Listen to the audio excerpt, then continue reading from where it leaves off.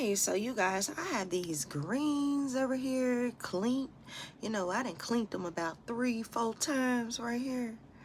Got them in a pot, got some ingredients, got the bell peppers, the onions, seasons, got my chicken all cleaned up, got it seasoned to perfection. You know, chicken legs and chicken thighs. Yes, that's when I drop some butter on there. Just a little bit, salt-free butter.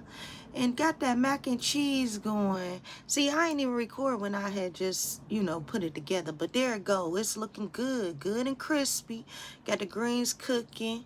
They almost done. Basically, they are done. So, looking good, tasting good. It's smelling good. I had to taste them too.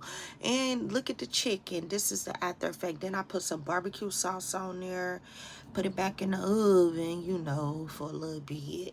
But there's the results of the mac and cheese. I had to leave that in there just a little longer. Took it out, cut it up, got it showing. There it go. It's real cheesy. It's 6 cheeses, you guys. And I like my mac and cheese kind of dry. Yeah, it's good like that.